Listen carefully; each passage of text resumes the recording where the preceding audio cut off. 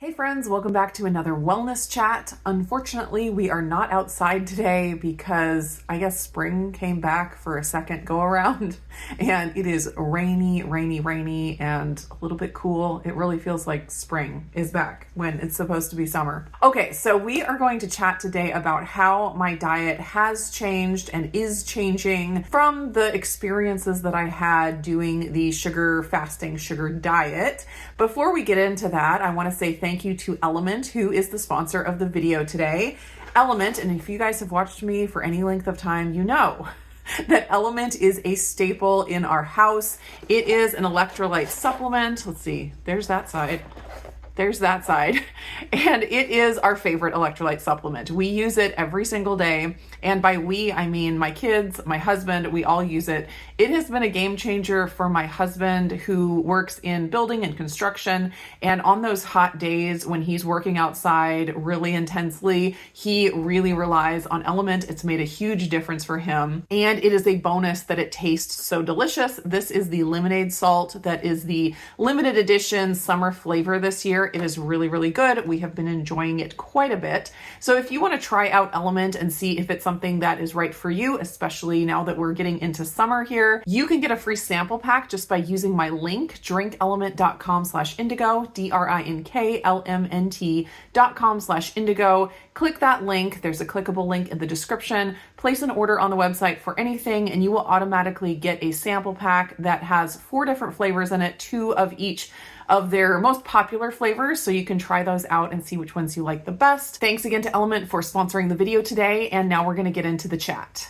So back in May, I did my sugar fasting, sugar diet experiment. It was basically just doing sugar fasting through the first part of the day, and then in the evening having a meal of starch, lean protein, and then some more fruit. And I did that for 12 days. I had some pretty surprising results from that. It really affected my health in some surprising ways. And if you haven't seen those videos, I recommend checking those out for more details on that.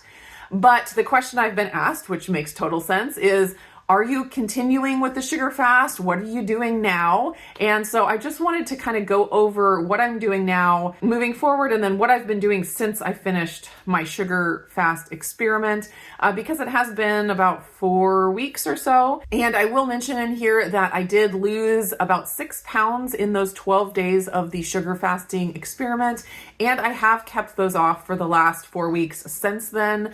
And within those, I haven't lost any more than those 6 pounds, but I went through that we had a family emergency that was really stressful, and I went through my cycle, and life has been doing what life does, and I have maintained that weight loss. I also will mention I had a few celebration meals, social events with the family where I just ate, regular, and so all of that combined equals I maintained my weight loss, but I haven't lost any more. So what I've done in the last 4 weeks is basically what I'm planning on continuing with. So I will go over the details of that.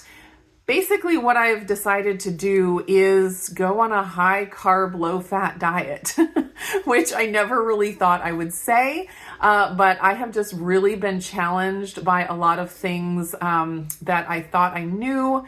And then also just by my own personal experience, I had my, ideas about health and nutrition, and not to say that all of them were wrong or anything, but I've just been challenged on certain parts of them, and it's made me really interested in experimenting with things that I never have done before and kind of listen to another side of the nutrition story and kind of see what benefits and truths I can get from there.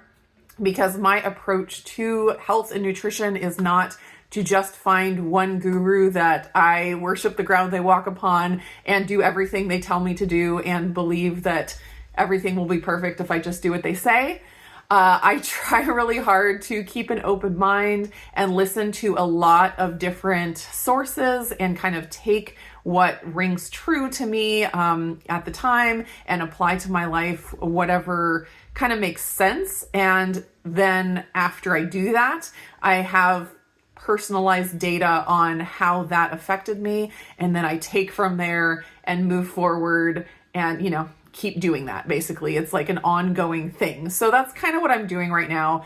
And because of the dramatic results I got in my biomarkers and in my sleep, I was like, there's something to this, going from 200 grams of carbohydrates to 400 grams of carbohydrates, combined with going lower in fat and a little bit lower in protein. There was some kind of magic that happened in my body, and I was like, I need to keep experimenting with this. Now, I do have concerns about long-term sugar fasting. I know that sugar fasting is very effective for weight loss, and it does some really amazing things in people's bodies, like it did in mine. But that doesn't mean it's without concern, or that because it has beneficial effects up front, it can't lead to less beneficial things over time. I've experienced that with other diets I've done. And so I don't want to just look at the sugar fast and say, oh, just because I had these results, therefore I will continue to have those results long term. I think there are some concerns, and we went over those in my talk with Jay Feldman. If you haven't watched that interview, I highly recommend it. He is very balanced in his approach and talks about the benefits of the sugar diet and what people are seeing from it, but then also the concerns of like what to look for if you do try to do it, or maybe a better way to get the benefits without so many of the negatives. So because of those things, I've decided to experiment with the high carb, low fat diet, spread more throughout the day rather than having the fruit only in the morning and then everything else in the evening. I'm just kind of having the same or similar macros, but just spread throughout the day. And I'm kind of curious to see what kind of benefits I can maintain from that. Like how much of the benefit I saw from the sugar diet experiment was from doing that sugar fast in the first part of the day, and how much of it was just the overall increase in carbs and the decrease in fat and protein. So I'm really curious about that. I have said already that I have not continued to lose weight doing this, but I'm curious if I do this for a little while longer, if I'll start to see the scale trending down or not. We shall see. And if I don't see the scale trending down after, a month, 2 months, then that's where I might throw in sugar fasting, every once in a while and kind of use that tool to get the scale to move. But if I can get the scale to move by just having the macros spread more throughout the day, I would prefer to do that, because I think, like Jay talks about, it keeps your body out of that stressed state, which is ideal long term. So overall, what I've been doing and what I plan to keep doing and keep playing with is a high carb, low fat diet. And how that breaks down for me as far as macros is about 70% carbs, and then about 15% fat and 15% protein. So this is very, very different from anything I have ever done. I have always in my dieting history tended towards the high fat, low carb type of diet. And so this is something that I have never experimented with before, and I always had preconceived notions about, and I'm just kind of challenging myself to see if my preconceived notions are valid. As far as the specific foods that I am eating all fruits basically, and I am including some dried fruits, some dates, and like some dried apricots and things like that. But the majority of the fruit that I'm eating is just fresh fruit. And I even have gone to the dark side as far as fruit juice. And I have started consuming some fruit juice, not tons, but occasionally if I am in a rush or something, or I just want to add a little bit of something at the end of the meal, I'll have a cup of 100% fruit juice, orange juice, apple juice, something like that. And then I am consuming any vegetables that I want. I would like to do better at getting vegetables in at every meal. That's something that I haven't perfected yet, but that's something I aspire to. And so basically all vegetables are on the table for me. And then also all starchy vegetables like potatoes and squash and parsnips and plantains, although I haven't had any of those yet. but I should because those are delicious. So I'm having all of those things. I am having some grains, usually just rice.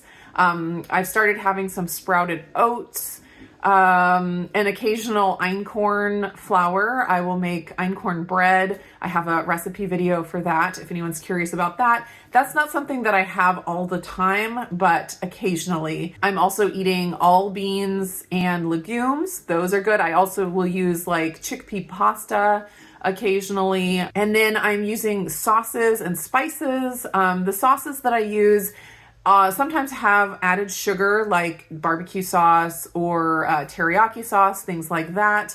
And then beyond that, as far as added sugar, the only added sugar that I am doing is an occasional drizzle of honey.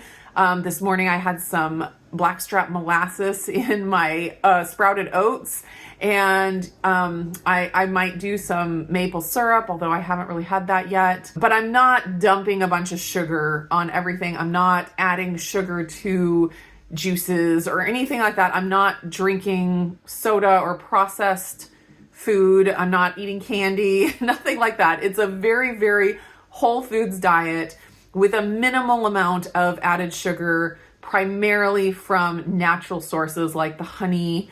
And then the only more refined sugar would be the little bit that's in the sauces that I'm using that are more just for pleasure, and makes everything more enjoyable. But I'm keeping it to a minimum as far as the added sugar. As far as protein, I'm having the majority of my animal protein still in the evening, similar to what I did in the sugar fast. But during the day, I'm having like quinoa and lentils and beans and things like that do add protein.